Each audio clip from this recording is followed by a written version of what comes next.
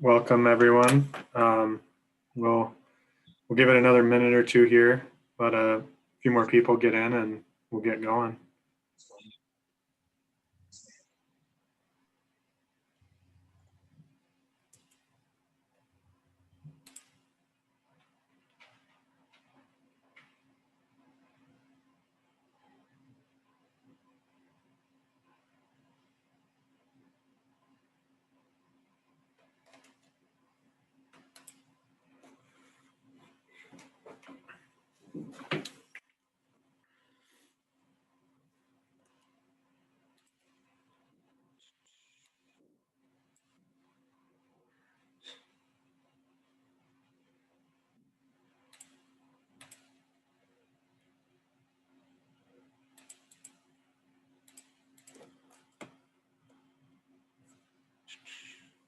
All right.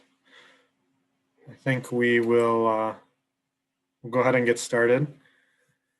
Welcome everyone. I'm Andrew Queenan, one of our Committee on the Environment co-chairs here in Grand Rapids.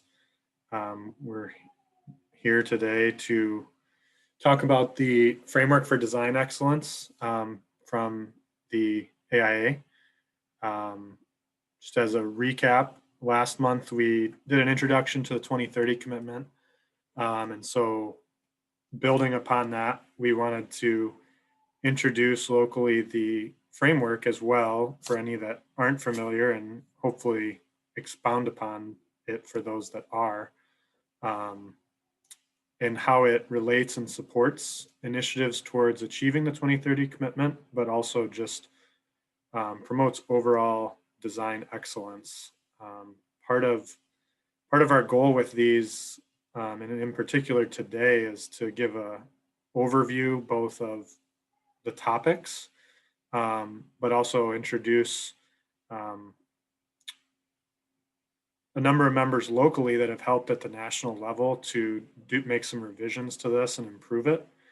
And then in the future, continue to build upon this and continue the discussion around it. We're excited to welcome Megan Wahl today. She is our chapter president locally. And in particular, and I'll let her go into more detail, but she helped at the national level bring a small firm perspective to this, and has some good background with it that she'll share. And then we'll transition into Matt and I sort of leading a discussion around it and trying to answer questions that you may have, and just really helping expand our knowledge on it. So with that, I will kick it over to you, Megan.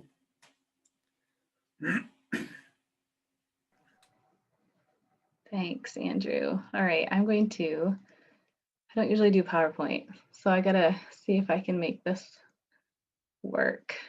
All right. There's a blank white screen. Is that working? Good. All right. So I'm Megan Feenstra-Wahl, president of AIA Grand Rapids this year, and I feel like I probably know many of you if I don't reach out, because I'd love to meet you and hear your thoughts on kind of where the AIA is right now and what we can do better. So I'm going to share a bit of background on the topic that Matt and Andrew are working on, the Framework for Design Excellence.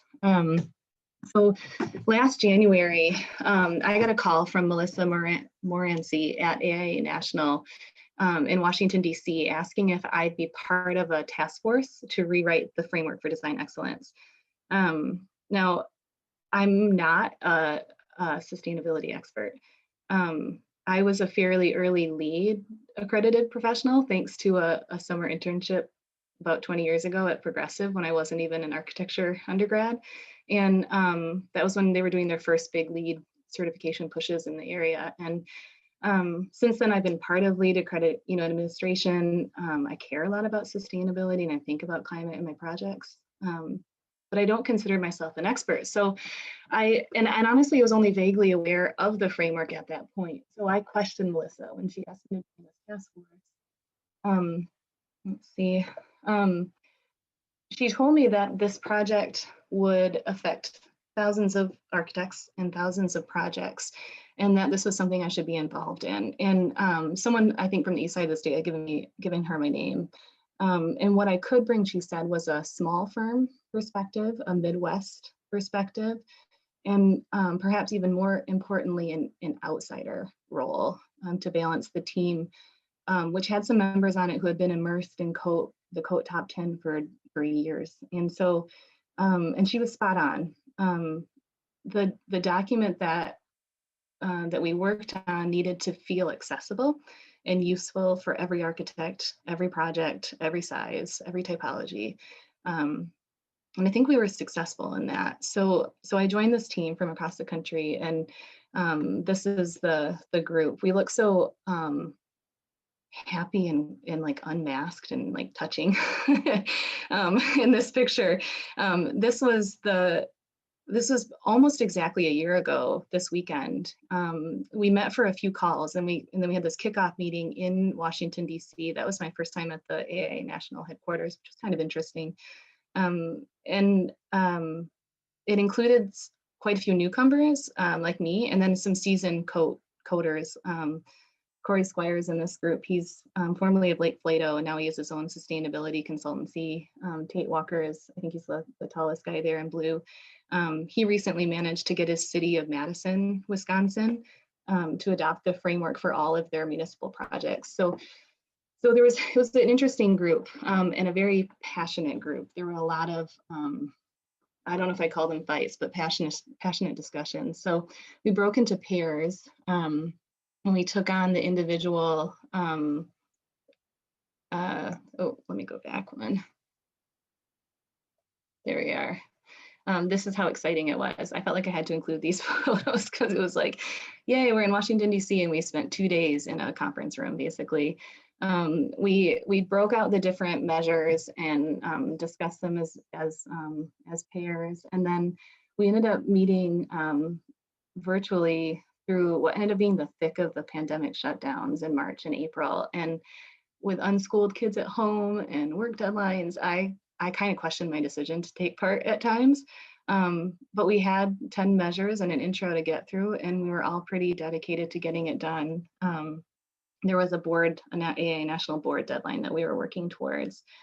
So we finished up in May, and these 4 words emerged as kind of the overarching themes of what's important: zero carbon, equitable, healthy, and resilient. And so those themes are kind of built into all of these different measures. So we finished in May. The board voted to approve this work in June, and we never met again because of the pandemic. So it's a little disappointing. But I wanted to just give you a brief background because I think it helps you understand what the document is now and where it came from. So the idea was that for so long in the AIA, there was good design and there was sustainable design, and there was a little bit of overlap in the COTE top 10 perhaps. And they started to overlap more and more. And with the framework for design excellence, the idea is that good design and sustainable design are the same thing. And they include those things like equity, health, resiliency, and zero carbon. And you know, I haven't been part of the AA that long, but from what I had seen it's just such a slow moving organization. And what's pretty incredible to me is being kind of an outsider to this process and then stepping into the thick of it and coming back out again, is how quickly they've been moving the last few years to make this a priority. So in 2018, they adopted a revision to the ethical standards for practice. So if you're an AIA member and you are supposed to be following this code of ethics, it's now part of your professional responsibility to promote sustainable design in your work. So it's just, you know, at its core. So that was one of the starts. And then the next year they announced what they called the big move towards environmental stewardship. And it was just kind of indicating what was going to happen in the coming months. And then in June, this was at the Las Vegas National Convention. there was a resolution for urgent and sustained climate action that passed, and overwhelmingly passed by the delegates who were at the convention.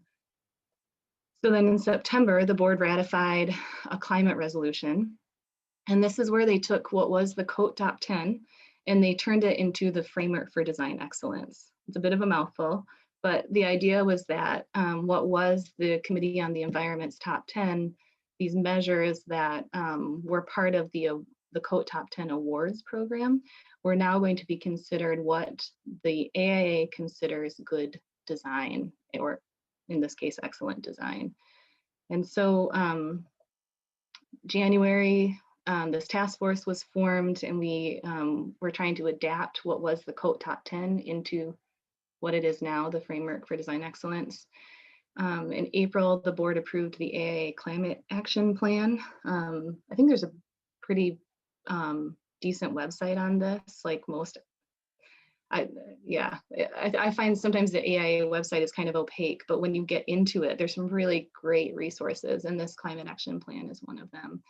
And the idea is really a call to action for all architects, in that our projects may seem like they have boundaries, but really the boundaries are the entire planet. And so that really our clients are all 7.5 billion occupants of our planet. And so that's that Climate Action Plan. So that was April. And then in June, they approved the revisions to the framework at the June board meeting.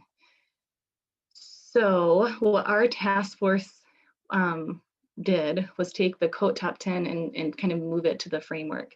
So on the left is what it was. This is just an example of one of the measures or principles. And on the right is what it became. So it used to ask questions like, how does the project relate to the regional watershed, or describe strategies to reduce reliance on municipal water sources? Provide examples of how first cost information influence design choices. So they're all, they were written for the awards. And so they were kind of almost a look back at your project. And the idea was that instead there would be kind of a goal for the principal, just like a statement. And then following that statement would be a set of searching or provocative questions that would really help you think differently about the project and help to create a value system with your clients that might go a little bit deeper than what it had previously. So the earlier this document is used, the better, whereas the COTE Top 10 was sort of a post-project look. So we kept, I think we probably could have changed even the number of them, but we kept the 10. For the most part, they're the same. There's a couple of wording. I mean, the well-being, that was like an hour and a half discussion about health and wellness and well-being. So like there's a lot of thought put into these different questions. One of them that I'm kind of proud of, let's see if I can find it. Oh, equitable communities. So design for equitable communities, the second principle there. Who might this project be forgetting? That question is a direct result of work with disability advocates of West Michigan, or of Kent County, and Special Olympics, and just different inclusion groups that I've been a part of. And so I think so for me, like just being part of this, it really changed my attitude towards what I thought I knew about sustainability, and what I thought I knew about the AIA, and what I thought I knew about what I could do within the AIA. So what's next? I don't know how much Matt and Andrew will get into this, but when you go to the website, the Framework for Design Excellence is a PDF document that's kind of on the right toolbar on the AIA website. The toolkit is really when you click on each of the different principles that gets deeper into each of them. And so there is a group right now that's working through all of those resources. one thing I like about the toolkit is it has that high impact tab. The high impact tab lets you kind of, if you can only do one thing, which I think is really handy when you're just, you're overwhelmed and busy and like, how can I do this? I think the one thing is has been helpful for me, at least. So Matt and Andrew have been involved in those task force, those task forces, or that task force. And then we're also creating a climate action practice guide that is kind of relates to the framework for design excellence. And I've been kind of involved in sort of an oversight committee for that. They hired Bruno Happold and Lake Flato to create a document that is meant for practice. And by practice, it means like firms, like your firm could take this document and use it to try to become more sustainable or approach climate action as a group. So some of the sections are things like operations, and it's trying to think what the other ones are. It's like the business side. Change management, I think, is in there. So that's coming. And then the education on the AIAU, which there is quite a bit of new education out there.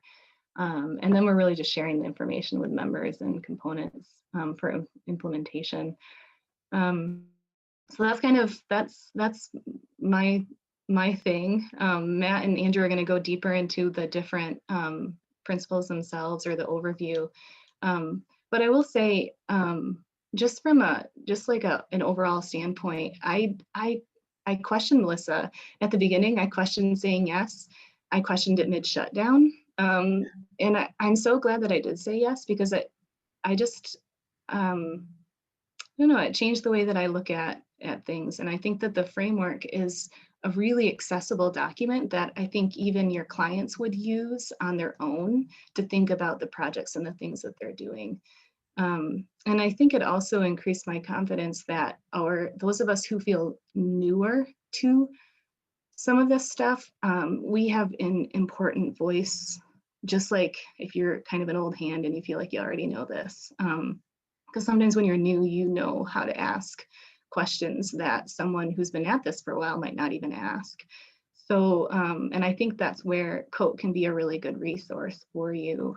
Ask those questions, because I think that the group would really love to help you answer them. So that's it. That's what I got.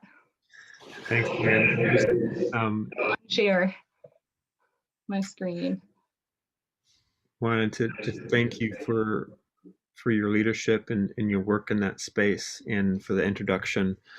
From our part, the next kind of phase of this afternoon's time together, like Megan said, we're going to kind of go into the design framework. See, I did it.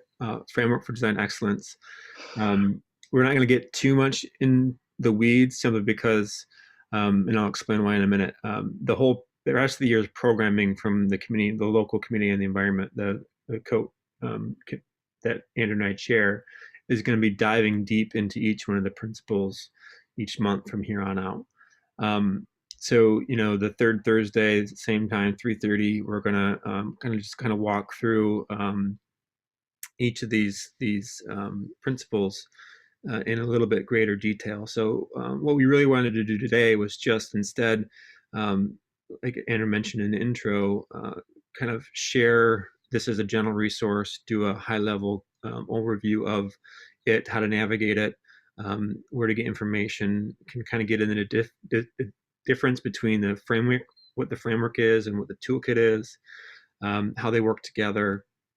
But I kind of wanted to start with the story about how this kind of came to be, right? And Megan mentioned her kind of leadership at the national level about transforming the COTE, top 10 questions or application into the framework. While she was doing that, I was kind of working with Pam in the local committee on the Honors Award program to try to introduce a sustainability design award into last year's local honors award program, which we ultimately did, right? And part of that process was to kind of use the newly kind of minted framework for design excellence as the kind of way to for the jury to kind of judge each project, right?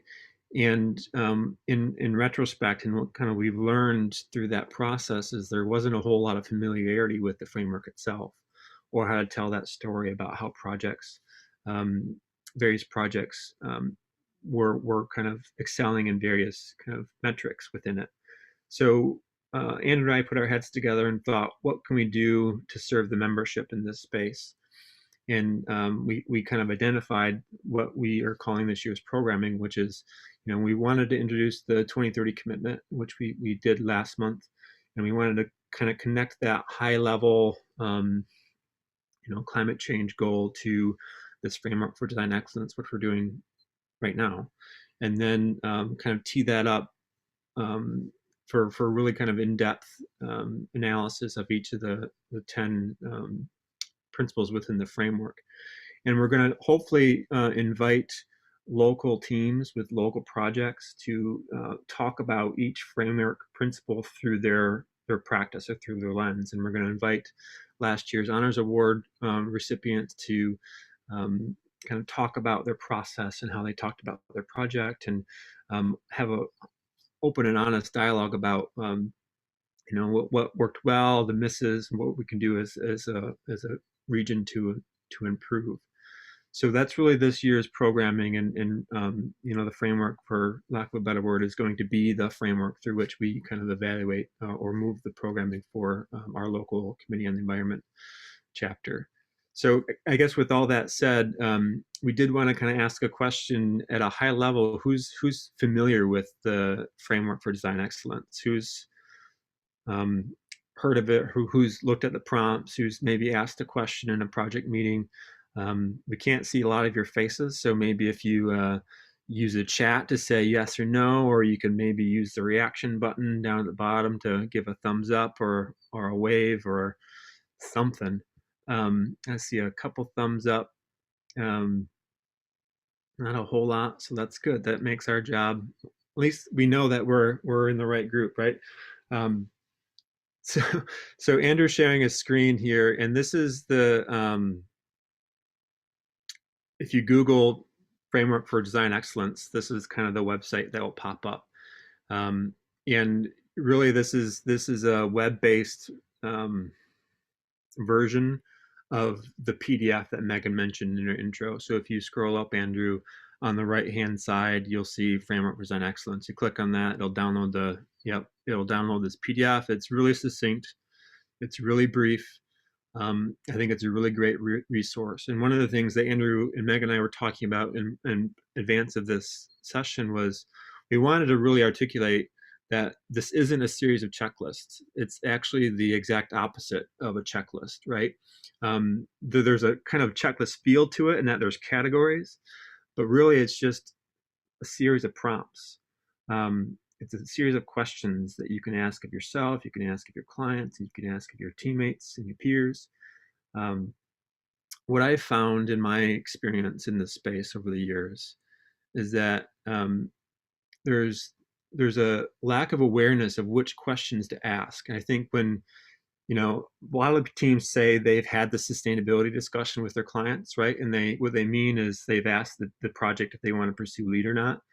And so there's association to LEED and sustainability, at least in our region, right?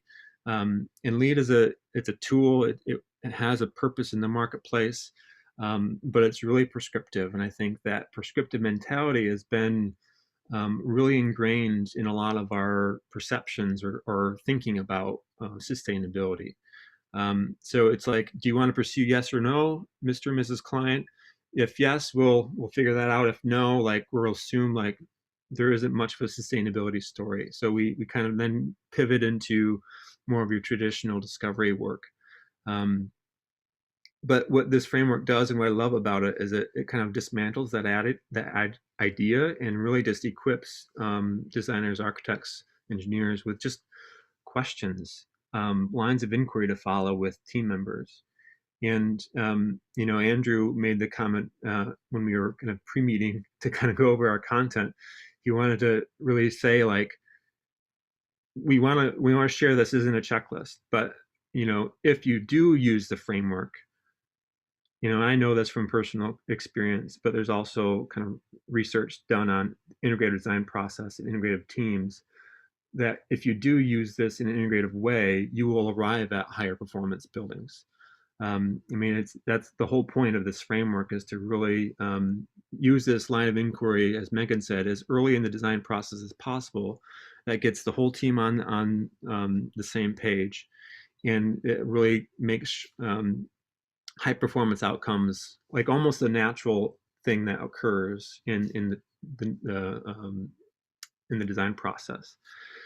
So with all that said, again, if you're new to the framework, you're sitting by your computer and you're like, what's this thing? You Google Framework Design Excellence, this website shows up, and then you scroll down, and then there's this matrix of different principles, right? And they're the 10 that Megan mentioned. So you click on one, on design for integration as an example, it leads you to this page.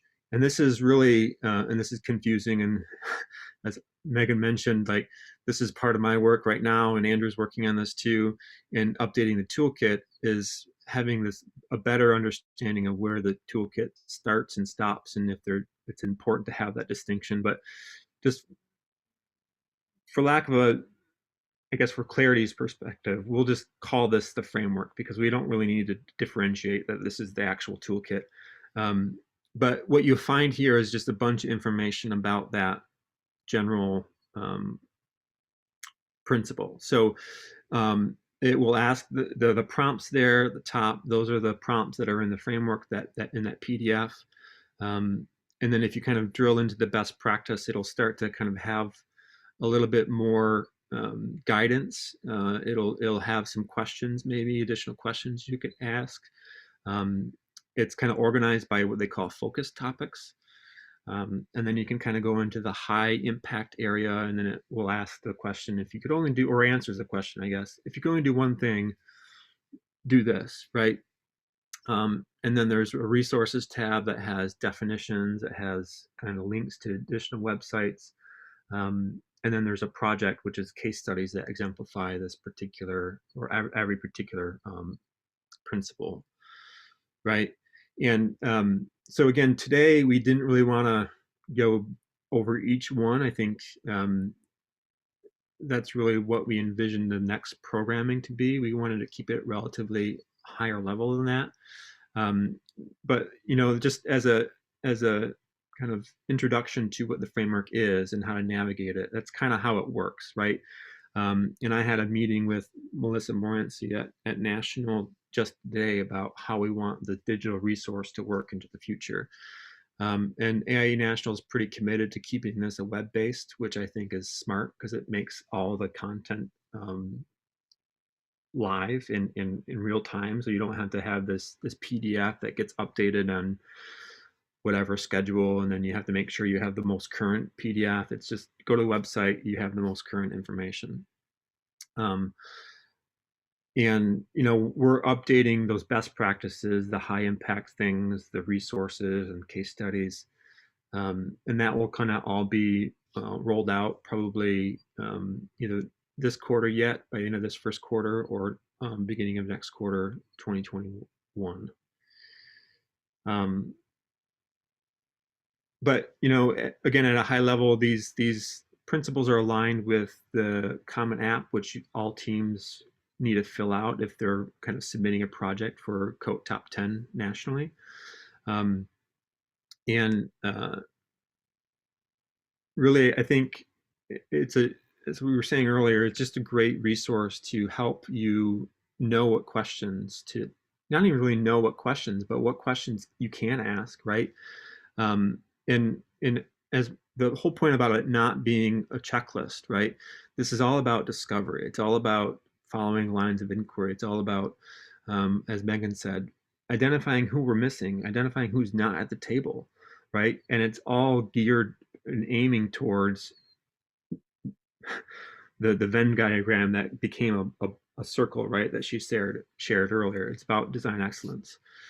So I guess, are there any questions about the framework as a high level structure? Are there any questions about access or the purpose or the history? Because we really wanted to just kind of share a really high level general overview of it, get you all familiar with it. We're gonna drill down into, our goal is to next month to drill into design for integration.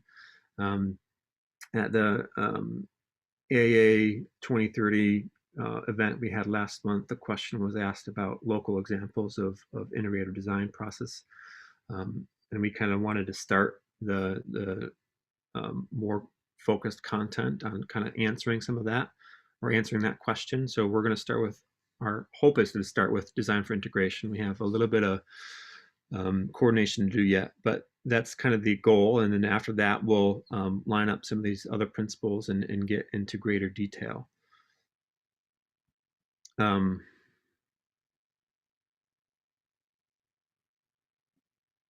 So I just want to create a space for, if there are any questions, that it could be asked. And then Andrew and I really wanted to kind of then move into a facilitated discussion about some of the themes, like the bigger questions about the framework, and maybe just help. We'll pick your brains on how we can best serve you in the pursuit of design excellence. A quick comment, Matt. Earlier today, I was part of a discussion with some people from at AIA Grassroots, the convention that's happening right now, and I don't know if this is, I don't know what Matt and Andrew would say about this, but I think the idea is that this isn't, there's no attempt to shove this down anyone's throat. Instead, it's, we should be doing something about this as an organization. So here's the tools that we feel like we can use that can help make your projects better. And so if you are, well on your way with whatever your, pick your passive house or lead or whatever, you might not, but there's a lot here that might actually make your projects better and dovetail into some of those things that you're already doing. But yeah, I mean, I just felt like I needed to say that it's just a tool. Just do something is really, I think, and in what way could AIA help just make it easy and accessible for the average architect? They keep talking about moving this bell curve of where, it's like the early adopters. Well, at this point, we should all be where the early adopters were. And so how can we help just shift the profession? And so this is an attempt to shift the profession. Yeah, I really appreciate that comment, Megan. And, in response to that, I'd say absolutely yes. I think I get asked by folks at various teams and firms, like, I'm reading all this about climate change and about the impact the profession has on the built environment. And, what can I do, right? And this is really meant to be an accessible framework to start answering that question, right? I guess case in point, right? So George Floyd happened this past year, right? And the whole United States erupted in this dialogue about racial injustice, right? And then I have conversations with practitioners about what can we do? Like, this is something we need to talk about. What can we do? You can kind of go to the framework and say, go to design for equitable communities. And then you can start to have a framework, or at least a point of reference, to start to ask the question about what architecture can do in the racial justice space, right? And so to that point, Megan, it's meant to be a resource to start a line of inquiry. It's not an answer in and of itself. It's really just, here's some questions to ask that will get you to an answer that you discover with your stakeholders, with your design team, with your clients. It's definitely not a prescriptive, here's the end. And I think that's a really important distinction to make. I would also add and add to what Megan said and reinforce that this is this is all about, yeah, taking that first, second, fifth, 10th step.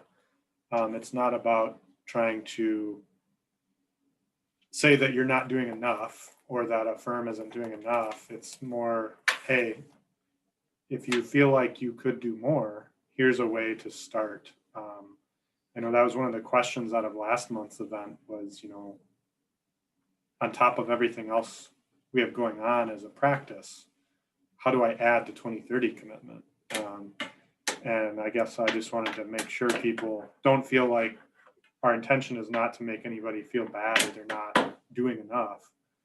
It's more to say, here's some things out there that are resources and best practices that are available to get started doing some of these things. Maybe in your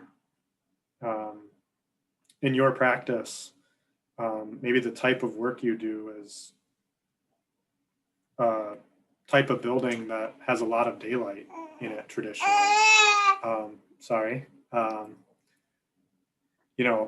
Diving deeper into daylight and the benefits of that to a potential homeowner or business owner is really, I guess, the real ask. It's not to sign up for more things to do. It's just do more things better, really. Or do one thing better, I guess is the real theme. And just utilize resources that are available, because as we're seeing, as some states are out of power and water pipes are bursting, weather issues are happening across the country. And most of those issues that are coming up are happening in the built environment through either neglect of the built environment or a lack of anticipation of some of the changes we have going on. And so these tools can really help at least prompt questions to get owners to try to do things that avoid, at the worst case, a lawsuit later, and at the best, just do something good. Yeah, and I'll respond to that, and then I'll open the floor up because I saw that Ned and Bob turned on their video when I had an open call for comments later or earlier. Andrew, if you scroll down and go to the design for water category, I just wanted to quickly share that this whole thing is designed to allow multiple points of entry, right? In our work, we talk about a highway a lot. That's a crude and it's an auto-centric metaphor, but it works in that we have lots of on-ramps. Some teams have a really good, sophisticated understanding of what sustainable design is. Other teams don't have hardly any, right? Some teams have a lot of time or have a lot of interest in exploring really in-depth nuance to some of these things. Other teams just want to know what they need to do. So if you go to this framework and you click on design for water, right? Best practices is a pretty robust set of language and prompts and considerations that you should be thinking about. If you don't have time for that, go to the high impact, and it will tell you high impact, don't have a lot of time, don't have a lot of effort to think about this. Here's the thing. If the best practices wasn't deep enough, you can dive even deeper into the resources, right? What are the resources behind the best practices? And if you just want to have some pictures and have a framework for where these things are happening in the United States, go to the case studies page, right? And you can find examples of the kind of best practices that we're talking about. And so there's multiple points of entry and multiple points of, allowing lots of different kind of engagement with the content, right? And I think that's really critical to Andrew's point. It can be overwhelming, but it's designed to also be accessible. So with that, I guess I'll open the floor up to either, I'll pick on Ned and Bob again. Ned raised his hand, so I'll let him go. Hi, everyone. I've got to adjust my microphone. One, I had a question, I guess, about whether there was the effort to tie this framework to the local AIA honor awards. Is there a similar effort at state and particularly national level that honor awards are not just sort of formal design awards, but are holistic design excellence awards based on these standards?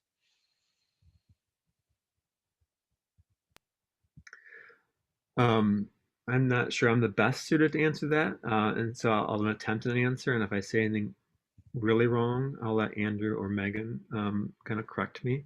But from what I have heard, yes, there is a significant move to consolidate, well, to incorporate the framework into these honors award programs. I know AI Michigan, I know AA Detroit has done it. We took a little bit different approach last year. A lot of teams are actually just, sorry, what's the word? Like not having a separate standalone sustainable design award. They're incorporating the framework into all of their awards. And so there's that distinction between, here's a excellent design and here's a sustainable design, right? Our move to separate them was really just a signal to you all to say that we're going to be talking about this, and we're going to be incorporating the framework into our awards program into the future, and it's going to evolve and it's going to pivot, and ideally, we're going to dismantle that separate kind of category and make. And this is, I think, the move that's happening more nationally is it's removing the specific sustainable design award and incorporating the framework in any category. So to be awarded any sort of design award, you have to have an answer to the framework, or have a response to the framework. And I think at a high level, I think that's the trend that we're gonna see moving forward. Did that kind of answer your question, Ned? Yeah, that's just right. Did I say anything wrong? Verifiably incorrect? Hey, Matt, this is Vince. Can you hear me? Yep, we got you, Vince. Perfect. To add a little bit to that, Ned, and I guess everybody else, I'm working on a AIA Committee on Design national competition right now based on homelessness in Skid Row in LA. And they're, the National Committee on Design was working on their own on this, and then they finally got national involved, the whole organization, and they're really pushing that we incorporate the 2021 to 25 strategy and the framework into the competition. So I think across the board, they're trying to incorporate that framework into everything. So.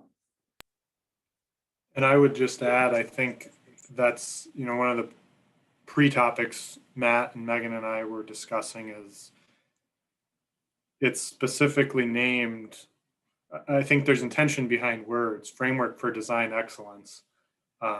Arguably AIA is the leading design organization. So I think that's why you're going to start seeing more of this dialogue happening in honor awards.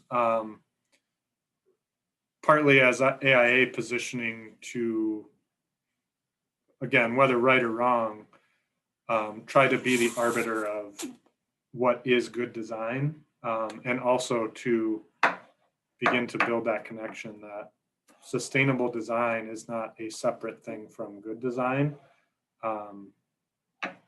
In fact, sustainable design just is good design as we look to, I guess, just bluntly, future living on the planet is really what it boils down to. So. Yeah, the question we had teed up for this group discussion was, can there be excellent design that doesn't address the framework, that doesn't address equity, that doesn't address sustainability? Can they be separate? My position has long been, and I'm going to admit I'm quite biased, right? That they cannot. You cannot have good architectural design if it's not responding to the climate crisis in some way, or a regional issue or social issue. But that's the question, right, for the membership to wrestle with, and I think that's the dialogue that we're really looking forward to having. I've been at this quite a long time, and I've got a lot of skin in the game and a lot of bias, right? So I don't want to predetermine that answer. And I think it's an important question, and it's a dialogue and a debate that I really welcome. But I think it really forces for us all to wrestle with who gets to design what design excellence is. And to Megan's point, right? Like AIA updated the Code of Ethics to include as wide of a stakeholder group as possible, the entire planet, right? How are we determining or defining what design excellence means in that new context? You know, that's I think an interesting kind of thought exercise to think about this, and I think that's part of the value of this framework, because it starts asking some of those questions and giving design teams resources to begin to unpack that in their own way, in their own projects that they're engaged in working on, right? But it also, to the point about it not being a checklist, right? It doesn't presuppose or doesn't predefine an answer or predetermine an answer. It just kind of encourages you to ask and wrestle with the question yourself. Matt, I would say we started working with an organization recently that really is trying to espouse the UN development or UN sustainable development goals. So there's 17 of those, and it's funny because I've been looking at these for a while and just trying to envision how, you know, projects we might do might align with this, or how our firm can kind of move and migrate toward this. And then when I look at the framework, right, I see there are a lot of like overlapping parallels. I'm just curious if they were looked at during the development of the framework. I think that's a question for Megan, not for me. So I'll defer it. Yeah, they were. In short, you'll see it kind of overlaid. It's not specific, but it's throughout, and but it's focused. For example, of all those different, I don't know what they're not principles or whatever the different are. The goals. Okay, so like the individual goals. So it's like if educating more women or something like that, that may not be something that's specifically within the sphere of influence of architects, although we can, right, you know, design schools and we can try to educate women to be architects. But so I think I wasn't part of that group, but I know that they looked through that list of goals and tried to overlay them where our sphere of influence as architects exists. So it's interesting that you would bring that up, because that just came up earlier today in the other conversation that I was having, and I think you'll just see it kind of like overlaid, not specific. Yeah. Right. No, I think that's what I found really unique, right? Because you look at the 17 of them and you're like, as somebody, we practice architecture, how do we affect some of these things? And being able to have the fact that it's already been reviewed and kind of rinsed through that way, I think is great. Mm-hmm. Well, and the fact that, I mean, this is where sustainability, like that word doesn't even, what does that mean anymore? Because this is talking about inclusive design and equitable communities and all of just the bigger picture of what makes a good project. And so even the word sustainability doesn't feel right anymore, but what other word do we use? I think design excellence is a great word, or a great pair of words, right? Because I mean, it gets at the heart of the practice of the profession. That what is? Design excellence. Oh, sorry. As Yeah. opposed to sustainability, right? Because sustainability is often viewed as like this appendage, and it's really been a difficult thing to integrate it into just a general way of practice. It's so often viewed as, you know, low flow shower heads or bike racks or whatever. And, you know, really merging, and I really am glad you had that visual, Megan, of the Venn diagram, right? Of good design, the sustainability, and then like the merging of the two into design excellence, right? Because that's really what this framework is trying to usher into. being is that you can't have good design, you can't have design excellence without sustainability. And so sustainability becomes a redundant word. Not only is it way harder to say than design excellence, it really kind of puts the profession, it really, I think, points to what's important to the profession, which is kind of being good practitioners, right? Being good architects, good designers. I think we're all motivated towards excellence and mastery of our profession. I don't know what I just think it's a attempt at alignment, as we're saying, and I'm for one, I'm glad to see it's kind of shedding. I've long kind of loathed the word sustainable, not only because I have a really hard time saying it, but because it's so misunderstood. It's easy to write off sustainability because of all the preconceived notions that we've had, or all the biases, or the struggles we've had with LEED, or with various kind of things around that term, and making design excellence the center of the discussion seems really quite smart from a kind of practical and strategic move from AIA National.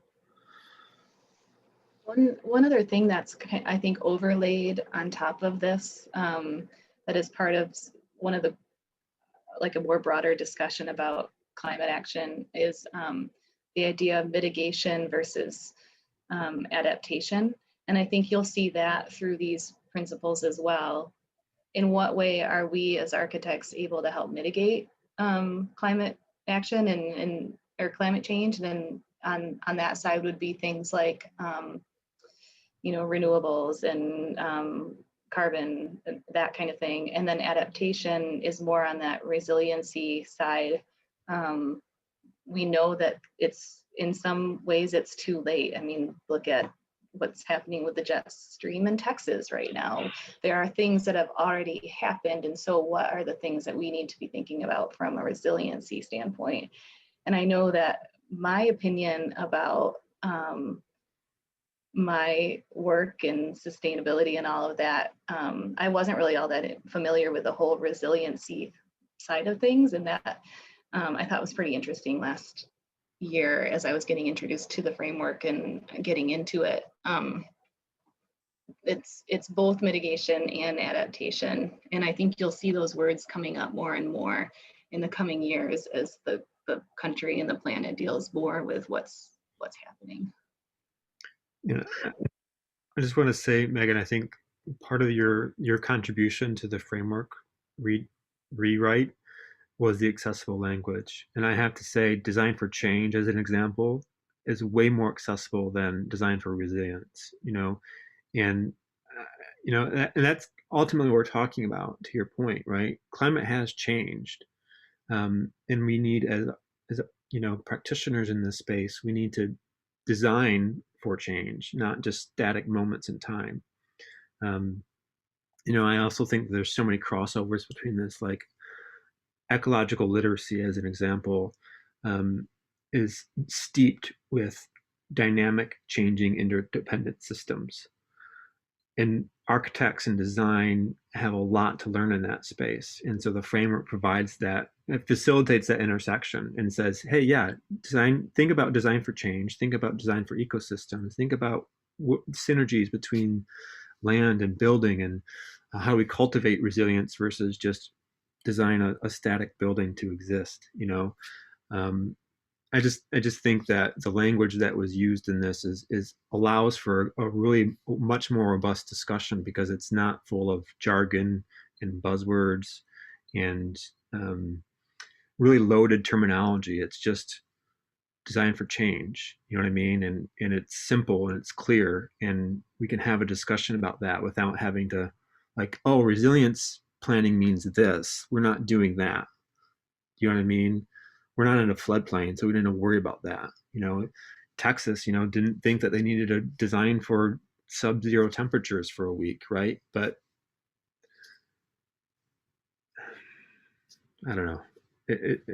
my point is I think there's value, as Andrew said earlier too, and language matters. And I think that's part of, I just wanted to say, like, it's noticeable how accessible this framework is, just from a terminology and language perspective. So I think that's great to hear, because I was part of that newcomer group who had to keep bringing it back down to like, okay, if I'm going to bring this back to my local chapter in Grand Rapids, Michigan, which includes some people who are extremely knowledgeable in green building practices and like know this stuff through and through, and they're just doing it all the time. But then there's also a lot of us who aren't really, and I need to offer this as something that would be useful for all of those members. And so that's where a lot of that language got changed, like resiliency to design for change, because in my opinion, you could give this to a client and have them look it over. And I think it would, I don't know, maybe that's just the architect in me, but I feel like they'd find it really interesting to think about their potential project from just asking themselves some of the questions, which is why I think Tate was able to get this adopted by Madison for their projects, because it just applies. Yeah. So thanks, Matt. I think I'm not responsible for it on my own, but it just pleases me that as a group that we like accomplish something that we tried to. I think one of the things it does is it gives you all permission to ask different questions, right? I think one of my observations with any sort of massive change is doesn't happen by doing the same things that got us into the mess in the first place, right? That's Buckminster Fuller's famous quote. And so I think it allows teams to ask questions, different questions that will facilitate the discovery of different results. And that's just, I think, a beautiful thing. And again, I don't think it would have happened without the really grounded language, because it could be quickly written off. Like I said, if it gets filled with too much loaded language.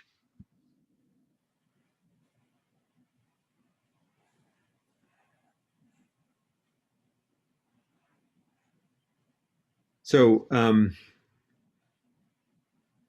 guess I'm curious if there's any other kind of strong responses or comments or replies to the question of, can design excellence exclude or not address like sustainability or some of the things that are included in this framework? Can we have high design without having some sort of environmental or social component to the work that we do?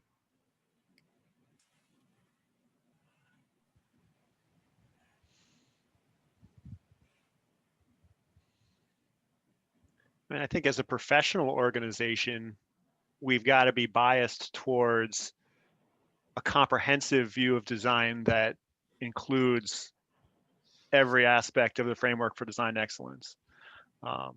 I think we can recognize, and I think design can be excellent and worthy of attention and learning, and incredibly flawed in one or many of these categories.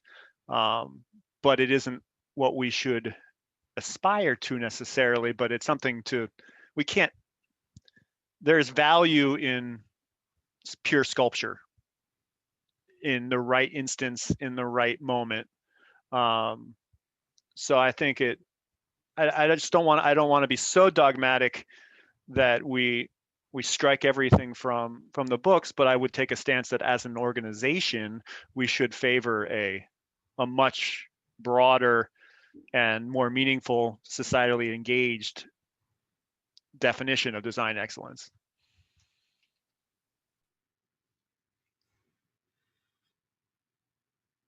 Yeah, I certainly appreciate that perspective, Ned, and your point about, there is something valuable in sculpture as an example, for the sake of the sculpture, for that's an art, it's an age-old art or design question, right? What makes good art good, and what makes good design good design? And I think that one of the things that really drew me initially to the Living Building Challenge, as an example, is that it really forces teams to think about human delight, right? And the role of the built environment on supporting spaces that elevate or enhance human delight.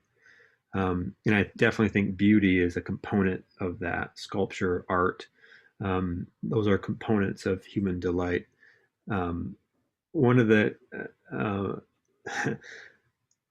in 2014, I was working with the Saginaw Chippewa Indian tribe up in Mount Pleasant on a concept for a living building for their tribal college, and I was working with the leadership at the tribal college about responding to the living buildings challenges requirement for beauty and having an element in the project that was the sole purpose was for human delight, right? So what is that?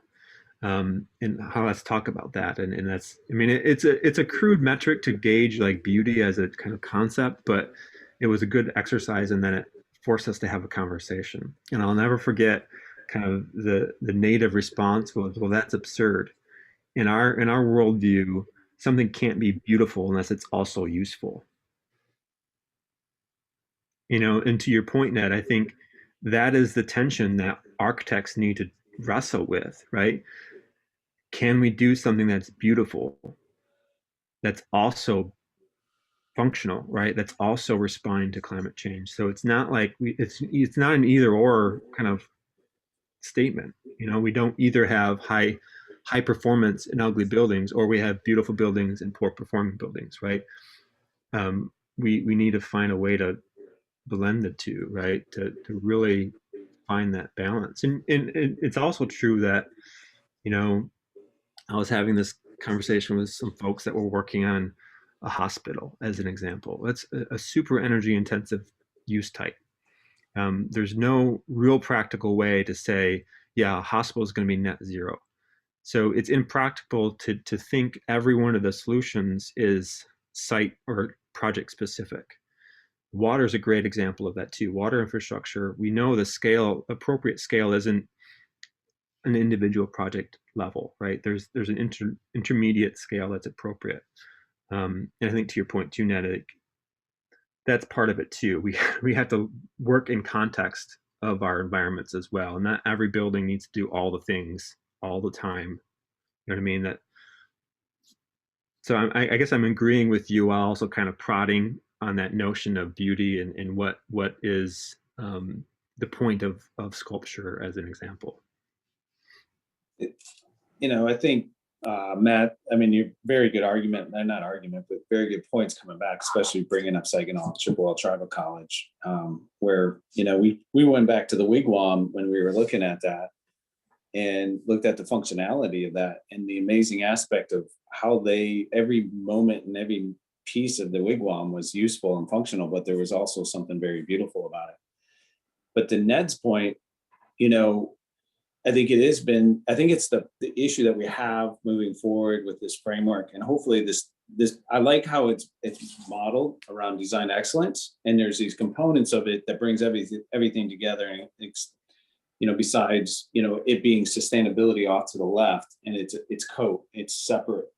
Everything coming together is the point. What makes sculpture beautiful is if there is more than one function to it. There's usually, something that's, high design, what used to be considered high design only was a social aspect, right? Like you look at art museums, when we were 20, 30 years ago, people desired to do that. Sustainability before we had LEED and all that stuff. It was more pure form, and there's still that there. But I think as we look at more complexity in the design and those components of where things come together and they have that multiple functions like you talk about, if it's environmental, if it's something beautiful on how we dealt with economy, if it's social, if it's dealing with other aspects of the functional use of the building, when those come together and it's still sculptural, it's how we as architects and designers can bring those together in a unique fashion, right? It doesn't mean that we don't come out with creative beauty in a building just because we have to deal with these other aspects. It's a part of the process. It's just like getting a mechanical engineer involved in our building. Doesn't mean that it has to look like a bunch of ductwork, right? You know, it's how do we bring all the pieces of the building together? And these are just another components. I think I do see that as an issue though with certain members of AIA. When they think about design, it is purely somewhat a sculptural form. And I think that's just a change that has to occur to make this all work. And I don't know the solution to that. I mean, what do you guys feel about that? I mean, is there a certain membership that you think that still pushes against equity and sustainability as being a part of design excellence?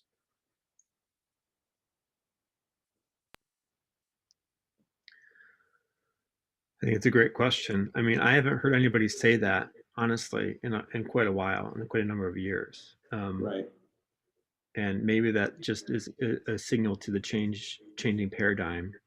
Maybe it's a signal to how isolated I've become in my own sort of professional bubble. I don't know. I have to imagine that there are individuals, because there was how many 300 some people that voted against the kind of the AIA kind of resolution for urgent and sustained climate, right? So somebody went on the record and said, no, we don't need to respond to climate change. So there has to be folks out there, but also, as that would indicate, it's overwhelmingly in the other direction. Yeah. But I think what's important for this conversation moving forward is that we actually allow space for that conversation, right? And so I would encourage anybody that has kind of a different kind of perspective. You know, if the big group's not the place for it, like let's have smaller groups and maybe just reach out to me, or like let's have that conversation, because I think you know, part of the political issues we're having in the country is the kind of radical polarizations, right? Everybody that's not on my camp is evil, right? And that leads to a whole host of different issues. So we could kind of be like intolerant of the people that don't agree with us, and that's just it's another form of oppression. If the majority just has a different idea than the minority, even though we're aligned with that worldview, it's not necessarily the right move either, right? Yeah. We as a group were talking about how not everybody's striving for design excellence. So there's an issue there, because there's a lot of architects who are, you know, I'm working on a strip mall in wherever, it doesn't need to be a good design. So therefore, I'm going to ignore all of this. And so how do we reach those architects and convince them that this is still really important? Well, And I guess, I Megan, think, when you say design excellence in that point, though, are you talking about, you know, the framework for design excellence, right? Like considering all these aspects into that strip mall. Yeah, and it's probably a developer project, so they're going to care more about first costs, and they're not going to care about what it looks like. It's about cheap material. You know, it's like all of these things that that are kind of the opposite of the framework. But one of the measures is design for value, I think. And so, I mean, that one is directed at that architect. Design for economy. And so, but there is that issue too. I mean, there's the one side of where if this isn't a checklist and we're not COTE top 10 and we don't use measurable data and metrics deliberately, then how do you as a jury measure what's better than something else? If you're really good here but really bad everywhere else, but you're mediocre on it, you know, like where do we go from there on the design excellence side? But then also just there's a lot of average projects out there that still need to think about this stuff. So even that word excellence was discussed in the group that I was a part of, and whether we shouldn't just call it the framework for design. there were a lot of jokes about the framework for mediocre. But I do think that maybe that's where the wording and the intent behind it matters, is it's about opening that dialogue, and it's more about striving for excellence. And so even in the strip mall example, if I don't know if we would all call that average, it might be below average, but if we say that's average, I think how I view this tool and what I hope is a takeaway is that it's maybe about trying to change the average, right? It's raising the average to a higher standard. You know, hey, I have a developer-led strip mall building. Let me go look at design for economy. How can I start to reframe my thinking and how I approach that developer for material strategies or design strategies? In my own practice, one example that we didn't end up getting the solar array, but it was an industrial building that had a large roof footprint. We were very blunt in investigating solar because it's like, this isn't a great building type for some of the other aspects of society in terms of carbon footprint or even beauty. But why can't it be a vessel to create energy for people? And so I think that's a way, I guess, for the average architect to try to think about it would be, again, it's not a checklist or a rating system. And yes, I think you're spot on, Megan, where the whole word excellence could be a turnoff for some. It's more, hey, what are those high impact ideas? What could apply on this project? You know, what innovative thoughts can I bring to the table? You know, Matt, you mentioned a hospital. It's like, yes, those are energy intensive buildings. If anyone's familiar with PAYA, they do laboratory buildings that are also highly energy intensive. And I think they've gotten pretty close to net zero. And that came out of a rigorous investigation. And maybe, at least from what I've read, taking on that tough challenge. Hey, that's a tough nut to crack. Let's do it. We're up for it. Not everybody will be, and that's okay. And I think maybe that's where the framework comes into it, is just look for those synergies with your practice. Don't let it discourage you. Let it inspire you. Yeah, I think that's a good. I think what I was going to say is if you kind of aggregate all the industrial buildings and all the retail buildings, they would dwarf all the institutional buildings. You know, all the museums, all the things that kind of fill the canon of what we call high design. And so really where the rubber hits the road is in those low design buildings, right? And I don't know what to do about like the pursuit of excellence in that space. You know what I mean? I think that's a really interesting question. But you know, if we promote the stats, right? Buildings consume 40% of the energy resources in the United States, 70% of the electricity generated. But then we also don't kind of contextualize that in the typologies that are using the most energy. It's really kind of easy to kind of miss a significant opportunity. But I think regardless, you know what, because most of us, if we're honest, don't spend all of our time on the exciting design projects that have, you know, the high design potential. You know, we get those every once in a while, but most of us still work on, you know, all the other stuff that has to happen from a built environment perspective.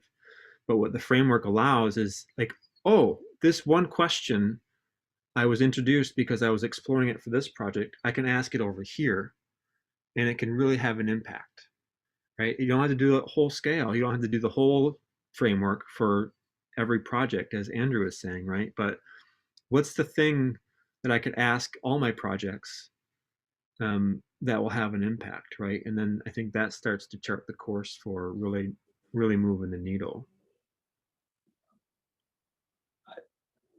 it's very, this is a great dialogue, by the way. I enjoy hearing and listening from you guys, and it's been a long time since I've seen some faces. Sorry, I don't have a camera on, but I really think that going back to the point of strip malls and industrial, and that's a bigger question in the profession, right? Like, we're talking about a framework that's targeting AIA members.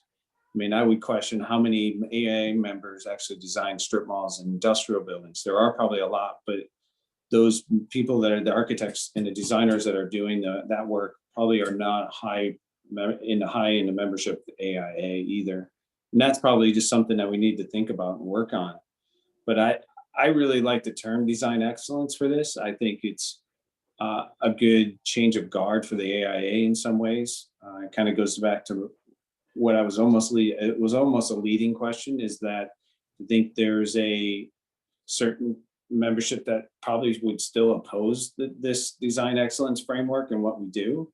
But I think that is changing, and that's what's happening with our profession. It's becoming more acceptable that this is the way that our profession needs to go. And it's a collaborative process now, and not a singular architect-driven design. And I'd like to see that. And I'm glad you are a part of that, Megan. Do you, Vince, feel like, what's your perception of those who would be resistant? Are they resistant because they think it's a sustainability, green, hippie thing? Or are they resistant because it's, I guess, are they resistant because it just feels like another dictate from national? Are they unfamiliar? Like, what, I guess I want to unpack that a little. Like, what would be the areas where you think there's pushback against this? I don't know if I shouldn't say there would be a pushback from this design excellence. I think I'm just saying this because I've been exposed to some of the inner workings of AIA recently, and some of the members that push the committees in other directions. So I don't want to say too much, I guess, but what the bottom line is that the difference between, Committee on Design Awards and COD awards, I think and I'll be open, some of the members in the COD thinks there's a difference, right? Like they kind of put their nose down to the code awards, thinking that there's a different level of design when it becomes to the design awards, and that sustainability shouldn't be dictating what is beautiful and what's not. And I don't agree with that, but that's just been in some of the conversations. And I don't know what percentage the membership feels that way, but I feel like it's an older guard at some point. It's the same people that think that singular architect, the star architect, is the way that architecture needs to be done. And that's just from my perspective. And I think, and I wasn't trying to lead the answer or cast blame on anyone in any way. Yeah, I think that's part of why we're introducing this. I think that's why you'll see programming from national around it too. I keep using the word demystify, as Matt and I have our planning conversations. Whether it's the 2030 commitment or this, it's like, this isn't, again, it's not like you have to do all 10 of these things on every project. It's intended as best practices, and yeah, I think that's where the outreach becomes important too, just to reach out to some of any perceived old guard or people that would be resistant. I myself have experienced, when I've talked to the framework to some other architects, and they're like, oh, if they're going to tell me how to design, they can go pound sand. And I'm like, they're not telling you how to design. They're just giving you questions to ask or things to investigate further. I use the example of daylight again. Like, daylight is good. I think any designer would agree they want as much glass as possible on a building. But how can we do it thoughtfully to still hopefully reduce energy use, increase occupant well-being, and also hopefully not spend a ton of money on curtain wall. So I think that's where again, yeah, like you said, these dialogues are good. It's about being informative. And I think at a bigger level, what also becomes interesting is how can the profession take this as an advocacy tool, both to authorities having jurisdiction and owners, to say, hey, water, for example, feels like one that's tough a lot of times. I know, like the Bullitt Center, I believe it was in Seattle, had to fight back against a lot of regulation in terms of stormwater. But they eventually got the city on board with some of the things they wanted to do. So not only was it innovative and inspiring, it led to some rethinking of some of the regulatory requirements. And so that's another angle, I guess, but it's another way that this becomes a powerful tool for our profession. I have a couple of thoughts on those who don't think that this applies to them, I guess, in a way. One that I think we've all felt ourselves, and that you hear people a lot, is that this kind of stuff isn't within my realm of influence as an architect, and there's in cost, right? So it's the client has already made the decision of where the site is, so I can't make it more walkable, that kind of thing. So there's that, and I think as soon as you start reading these questions, you change your mind. But I think you have to first read the questions to be like, oh, I guess I could still ask this question of this project. And then I think there's just the plain and simple, the fact that climate change is so big. And this was that I learned when I was part of that task force. The majority of architects do think that climate change is a big deal, but most of us don't feel like we can do anything about it because it feels so big.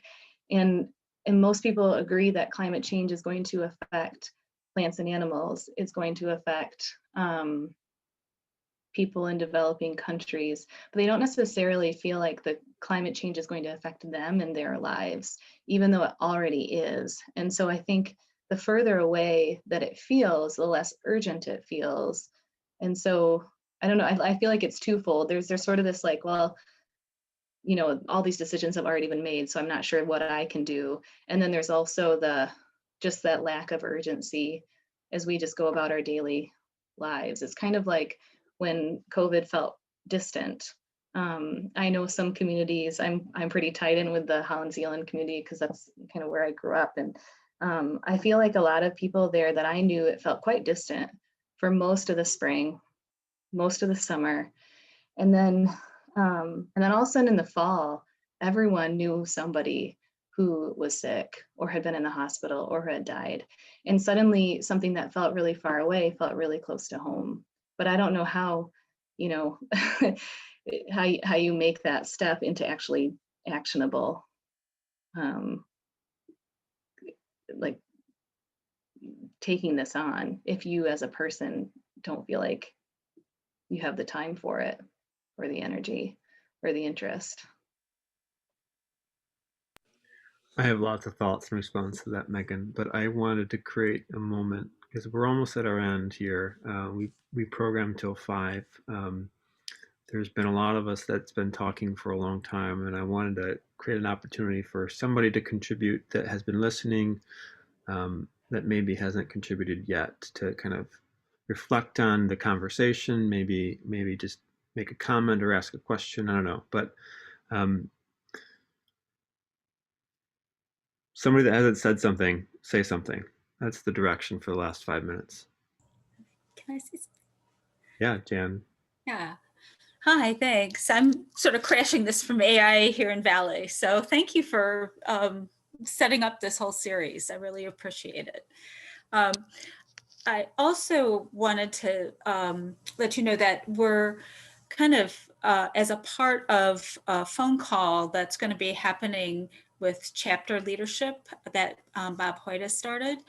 We're starting to have a conversation about advocacy And one of the issues is climate action and kind of talking through, what that means as architects and what can we do in Michigan to advocate and have a platform, and how do we build that platform through somewhat of a consensus process. So, because it's really interesting. The first conversation was, yeah, we should do this. Well, I look out at windmills and I have some issues when it's strobing,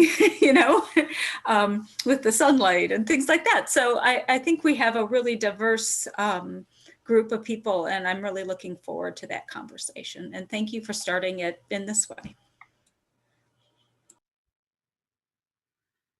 Thanks, Janet. Yeah, anything that you want to share or include us on? I think I won't speak for Megan or Andrew, but I'm on board with kind of having those dialogues. Anybody else? And just say, I think anytime across the state in particular, we can create synergies or raise that level of advocacy. I think that's a good effort on the overall organization's part. So.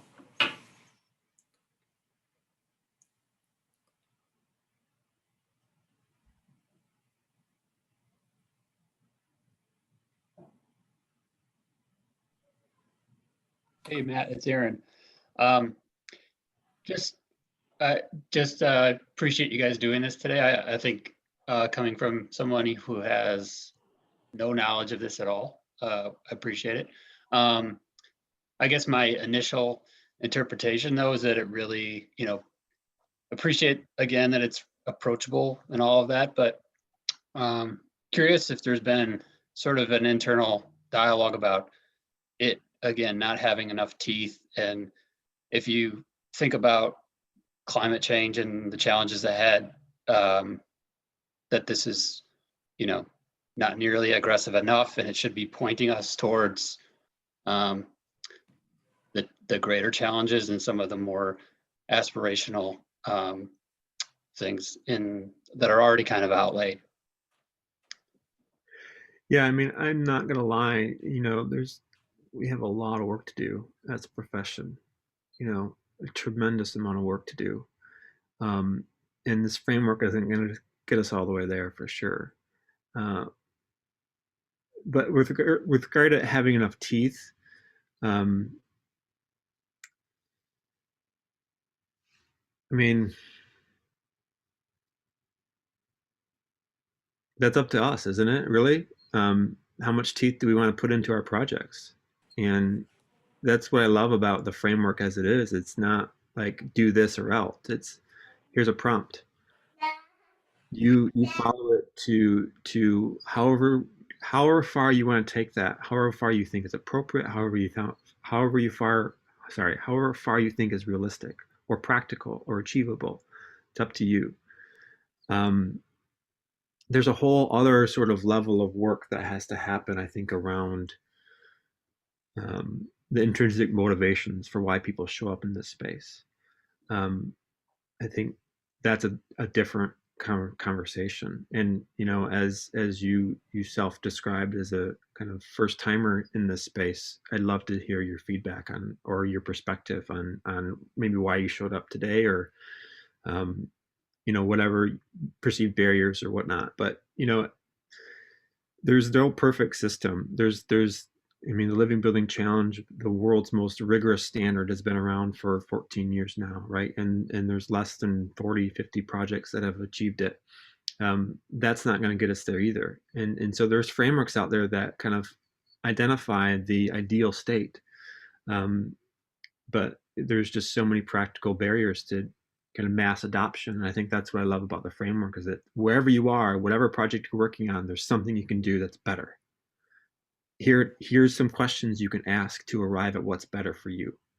And honestly, if you aggregate that up across, every person in this discipline asking those one or two questions, if you aggregate that impact, I would say it's greater than the impact that's happening at the top 1%. The potential for that is huge. And so I have this saying, I don't let great get in the way of good, right? There's a parallelism that can happen if we kind of get so stuck in our ideals and that we can't move forward unless it's absolutely perfect or the greatest it can be. And I'm always, both internally but also with the team at Catalyst, like put your agendas aside and just ask how this project can be better. And again, I think that's what the framework does beautifully. So I don't know what to say about the enough teeth. I think that it's a good question, and it's something that we should be wrestling with. No, I just say I appreciate that response. I think that's good because it's a good way to summarize today, and I think it's a good way to position this. So I appreciate that.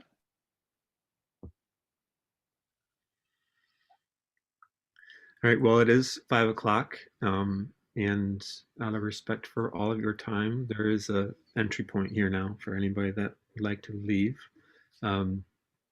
Most of us have family commitments and things that we need to do on the side of our professional lives, right?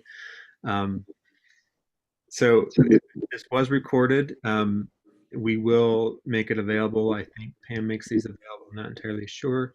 But again, next month we're going to hopefully dive into design for integration and have a little bit more in-depth conversation about that particular discipline or that particular principle. And then the next month we're going to move forward. The goal here is to, at the end of the year, have a really robust kind of repository of information and dialogues around the framework to hopefully inform projects moving forward. So with that said, I thank you all for your time. If there are last kind of minute comments, we can welcome them. Else we can kind of adjourn and everybody can enjoy the rest.